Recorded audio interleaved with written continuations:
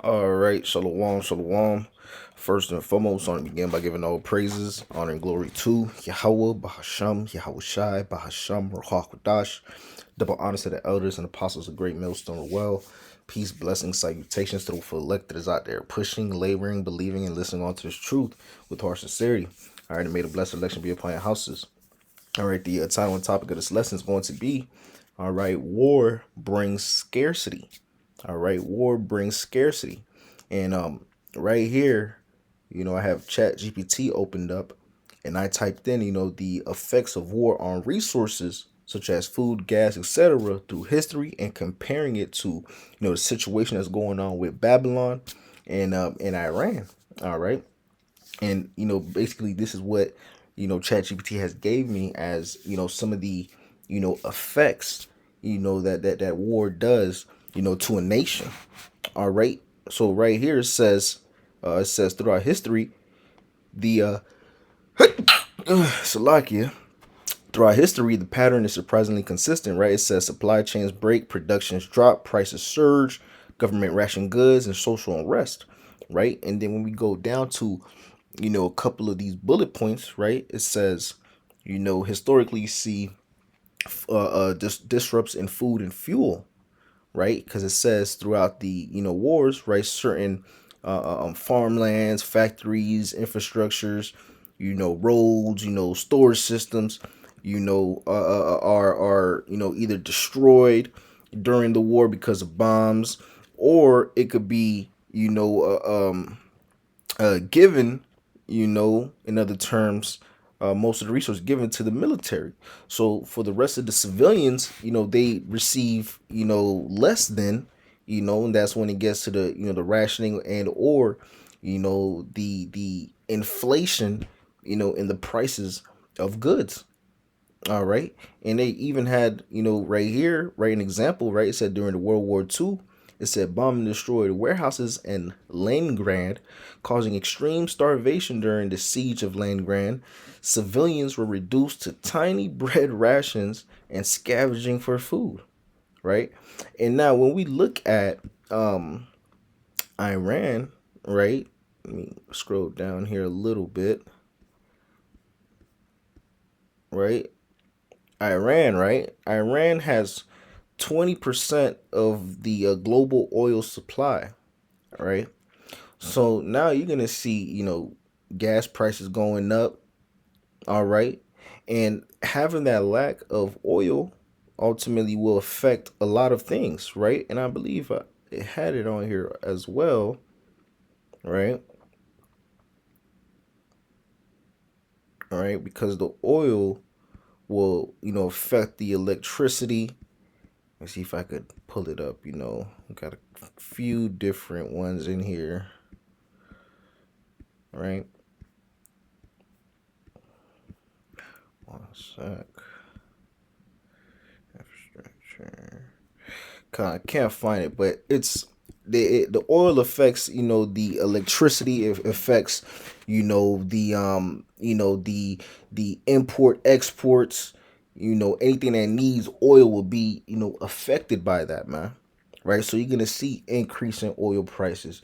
You're gonna see a decrease in the import and export that's coming in, right? Because also you're gonna see that there's blockages, right, or blockade right here, blockade cutoffs, of imports, right? Because when trade routes are blocked, countries that rely on imports suffer quickly, right? Because now all this war is going on. Now you're having these travel bans, right? You're having, you people can't take flights. Ships can't come in or out. There's nothing that can move.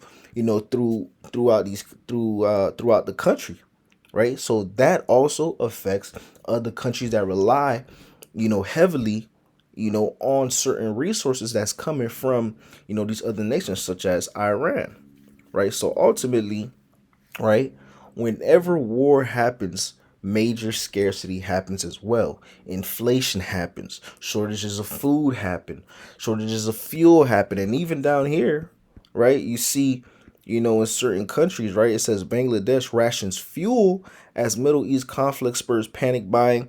It says Gulf food strategy tested as Iran snarls shipping routes, right? And also says here in Sri Lanka that drivers queue to fill up in wake of Iran turmoil, right?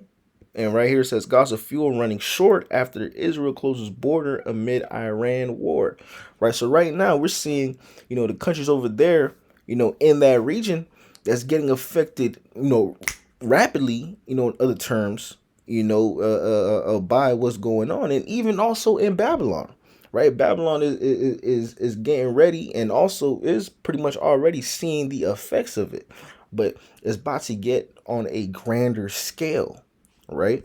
Because I even also had, how Babylonians are affected, right? It says higher gas prices, rising food prices, inflation inflation across the economy, right? Higher shipping costs, rising consumer good prices, stock market of volatility, all right? It says military spending, right? Higher taxes in the future, larger federal debt. What else it got? It says stock market volatility. All right, layoffs in some industry, military deployment, right? Because hey, we gonna even get ready to go to that draft, right? Because they already signed a certain legislations or laws or I guess you could say petitions, right? For that draft, right? Because it's from the age of 18 to I believe it's 18 to 26, or 18 to 35, give or take, you know, because hey, the Babylonian military, their numbers is, or I could say their recruitment numbers have gone down drastically throughout these years, man.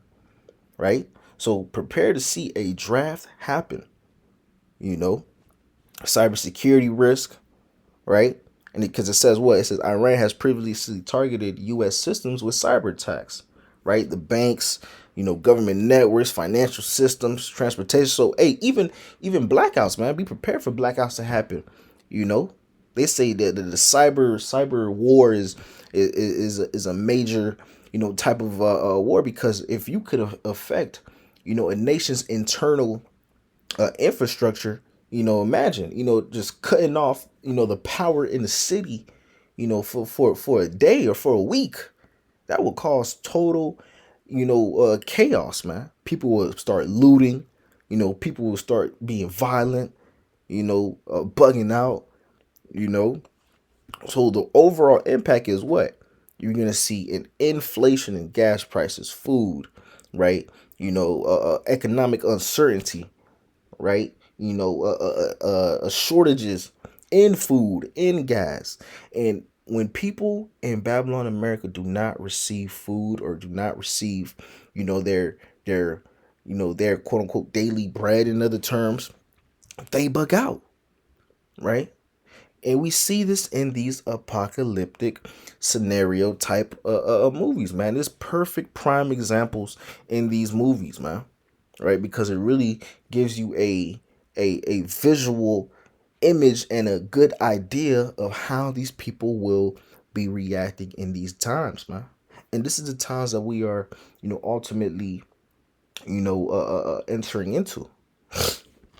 All right, this is Isaiah 33:6. All right, and it reads, "And wisdom and knowledge shall be the stability of thy times, and strength of salvation. The fear of the Lord is his treasure," right? So us having the wisdom and knowledge of these scriptures is going to be keeping us stable in these times, right? As far as the rest of these people, right, that don't have the knowledge, wisdom, and understanding these scriptures, they're gonna be bugging out because they not gonna know, the left from right, up from down, man. Right? But us, we're gonna be, stable. We're gonna have that comfort because we understand what's to come. We understand terrible times is coming to Babylon, America. We understand, it's about to be a time that has never before been seen on the planet Earth, man. And also, we're serving Yahweh Shema Shai, man. Right? You know, because these people are truly going to be bugging out. That's why you're going to be seeing people, in these final days, seeking the men of the Lord, trying to flock towards the men of the Lord. All right, the same people that was scoffing, mocking, and so forth, man, gonna be, come doubling back, trying to, find you, man. All right, but we have that comfort to know, through the spirit and power of Yahweh Shema Shah, because we have the knowledge, wisdom, understanding of the scriptures, right? We have that comfort to know that we will be, sustained, in these times, man, in these final days, right? But as far as these other people, that don't have that wisdom and knowledge, of these scriptures, that don't have that hedge of protection of Yahweh Shema Shai, right? They're gonna be in a terrible position, man. Okay, right? Grab this. This is Isaiah, the 65th chapter, verse 13, and reads, "Therefore, thus saith the Lord our power, behold, my servant shall eat, but ye shall be hungry. Behold, my servant shall drink, but ye shall be thirsty. Behold, my servant shall rejoice, but ye shall be ashamed." So in the times when, there's major scarcity in food, you know, there's a shortage in food, there's, inflation, on food, right? And basically, there's no food out here.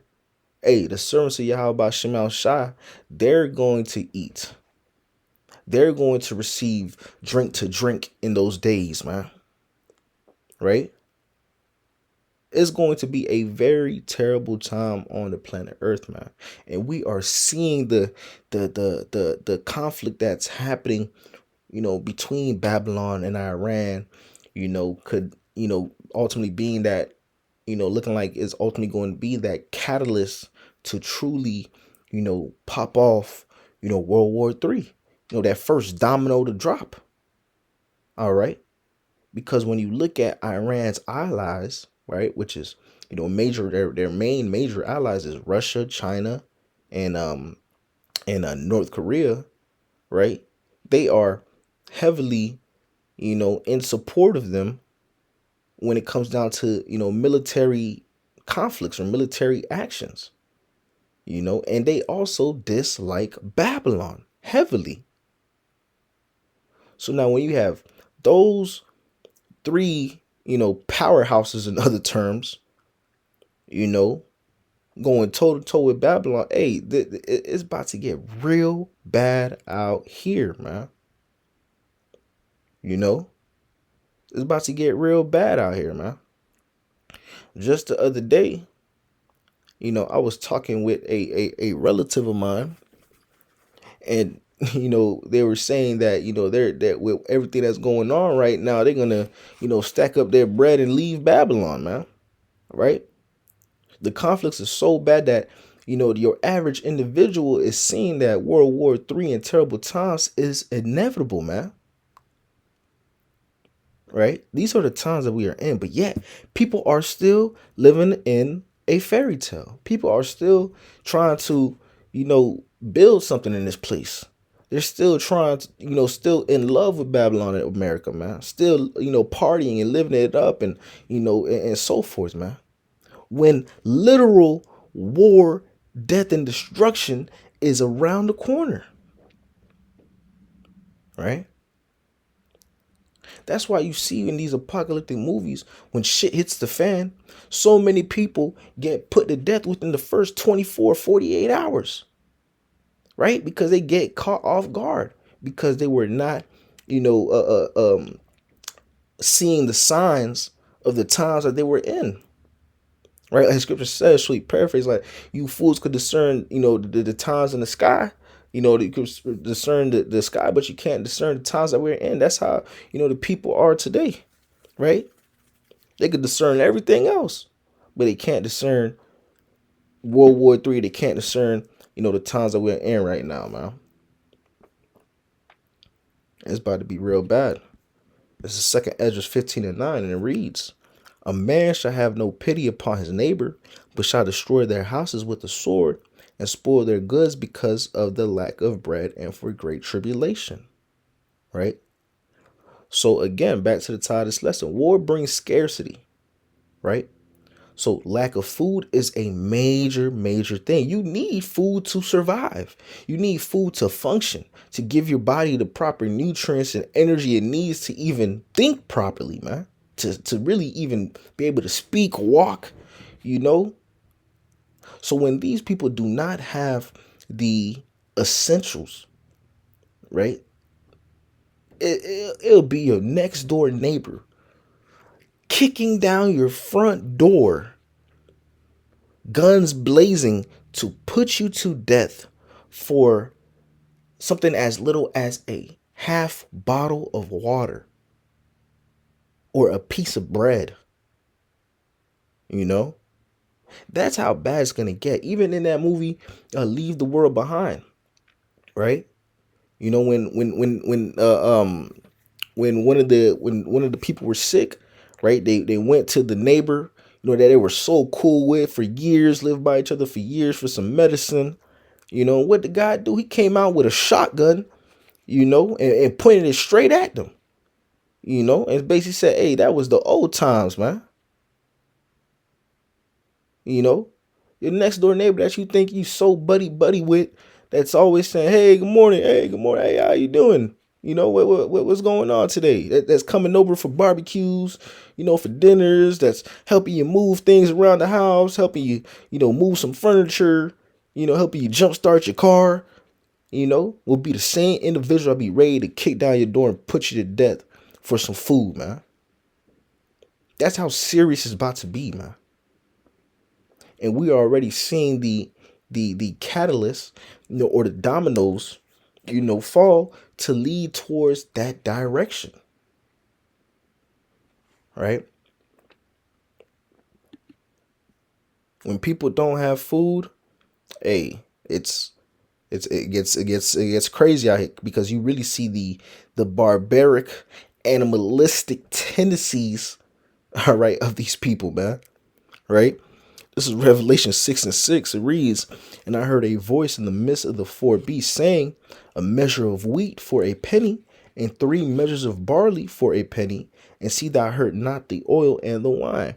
And ultimately, right, that hyperinflation, right? Because even when we go back, you know, to here, right, because it says some of the effects today, right, that we could see, you know, from the what's going on in between Babylon and Iran, as far as the gas prices going up, right? Because it says right here, key location is a Strait of Hormuz, right? It says 20% of the world's oil supply passes through it, right?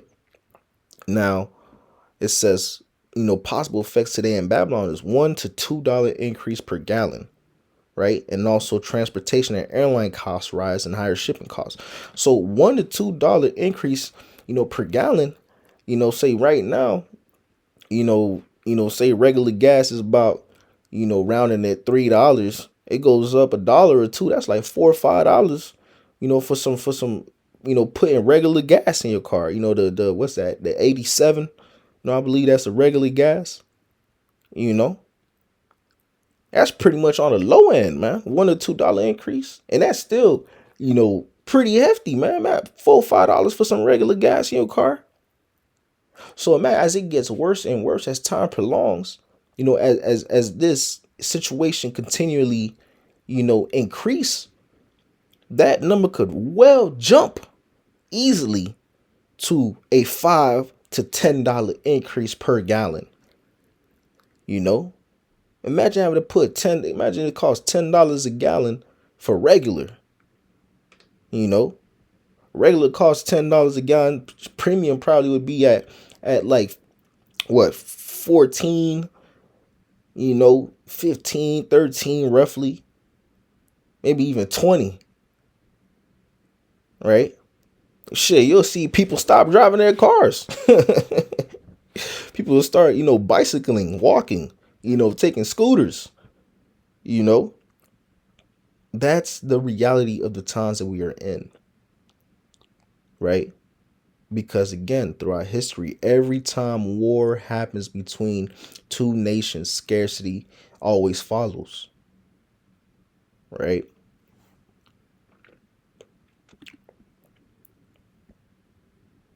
Also, Second Ezra 15 and 60, another point I want to hit. And it reads, "For there shall be sedition among men, and invading one another. They shall not regard their kings nor princes, and the course of their actions shall stand in their power." Right?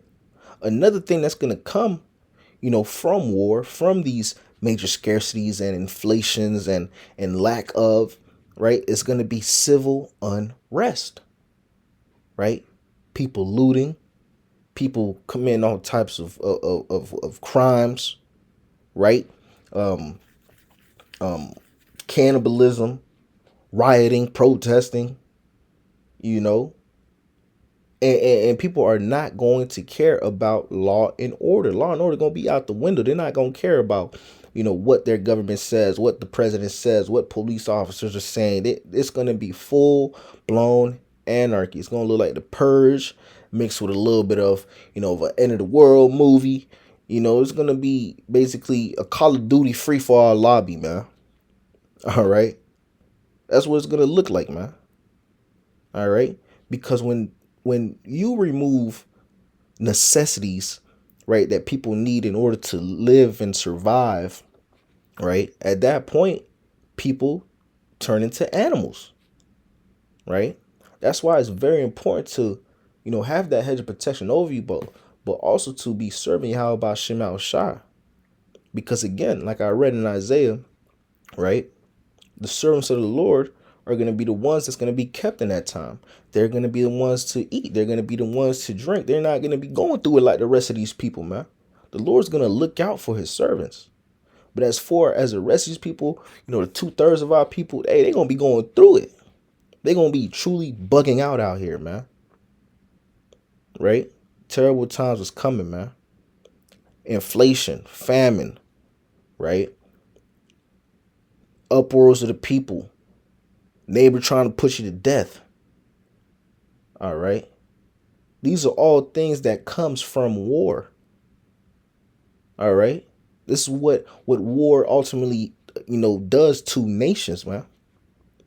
And the war that we seen is getting ready to pop off is about to be a major war. Right. It's looking like World War III. Right.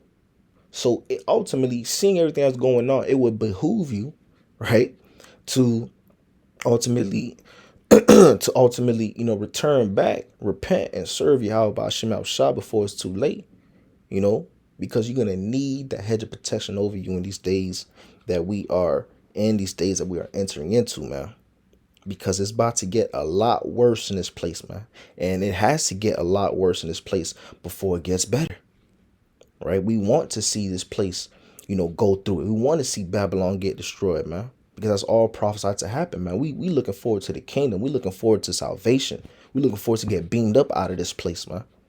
That's the goal. And before that can happen, World War III got to pop off. The Karagma got to go out. Babylon got to get destroyed, right? Certain prophecies got to pop off, man, right?